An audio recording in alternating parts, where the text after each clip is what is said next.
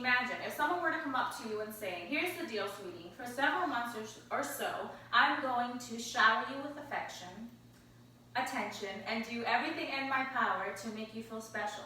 And then, once you're relying on me as your partner, I'll show you who I really am. I'll start to treat you badly. I'll lie, I'll cheat, and your job will be to figure out exactly what happened and restore our relationship until you either die, kill yourself, or collapse and end up getting sent to the hospital. Now, what would you say to that? With a show of hands, who would say yes? Well, when committing yourself to a narcissistic partner, that is exactly what you're allowing. Hi there, my name is Emelina Lamont, and I'm here today to discuss with you how to determine if your partner is a narcissist, and if so, how to leave them.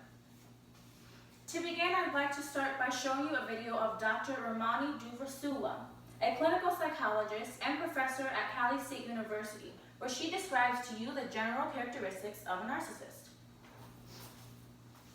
A narcissist is, let's talk about it in terms of sort of the key kinds of pillars, if you will. It's a person who lacks empathy, who's really entitled, meaning that they expect special treatment to be given to them, but nobody else.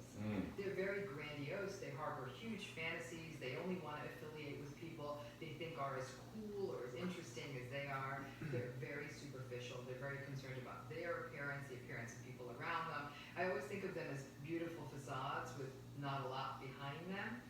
They don't regulate their emotions very well. They're very prone to throwing tantrums, getting angry very quickly, especially if they don't get their way.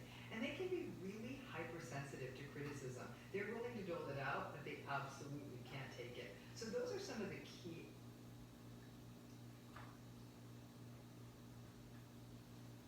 Now, while researching, I came across an interesting fact. While 6.2% of people will have narcissism once in their life, 7.7% of them are men, as opposed to 4.8% of them being women.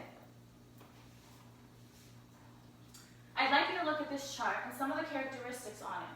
Believes they are special, envious, power fantasies, and keep them in mind while we go over how to identify a narcissist. According to the book, 5 Types of People Who Can Ruin My Life by Billy Eddy, we'll go over the WEB method: words, emotions, and behaviors. Number 1, watch out for extremely positive and extremely negative words towards you and others. Words such as, I love you, I've never met anyone like you, or you're like no one else I've ever seen, are comparative words, meaning they will compare you later on. Or they can say things such as, these people who rejected my idea are some of the stupidest people I've ever met. They wouldn't have willing to hit them in the face. These words show a display of being superior and lack of empathy. 2, pay attention to your own emotions. Do you feel stupid?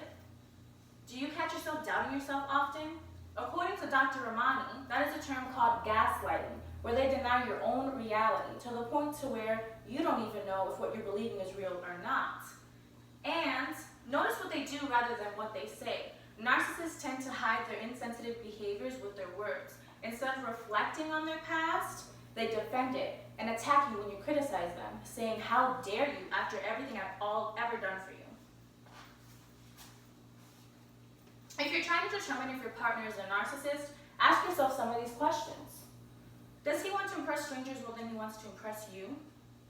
Narcissists feed off the attention of strangers, and their compliments are very gratifying to them. They can be the life of a party in a group, but shallow as a puddle one-on-one. Does he give you the silent treatment? Narcissists tend to give the silent treatment to punish, manipulate, demoralize, and control you. And some of them even do it for no reason at all, making you feel off-balanced, vulnerable, and scared. Do they get angry when you disagree with them? According to Dr. Mark Goulis, a psychiatrist and author of Just Listen, warns us on getting of the bad side of these individuals who crave agreement and cannot tolerate disagreement. They see it as a personal attack, requiring them to strike back and protect themselves. Now, if you don't want to get demolished by a self-absorbed monster, take these steps to flee. Don't fall for their manipulations. Narcissists are very convincing and will do and say anything to get you back. They have no empathy, So set limits. Say no to them, and in your heart, then gather all your courage and walk away. Focus on your future. Once you separate, it is very crucial for you to focus your positive energy and thoughts on doing good things for yourself. And lastly, treasure yourself. You deserve to be in a relationship with someone who is going to love you and who knows your worth.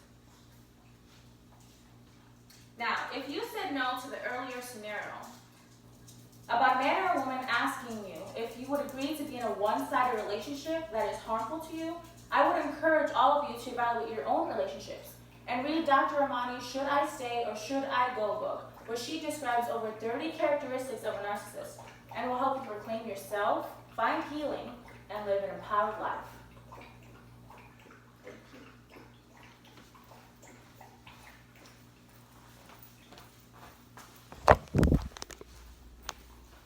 So deep. Anthony, Connie, Izzy, Margie, Joshua.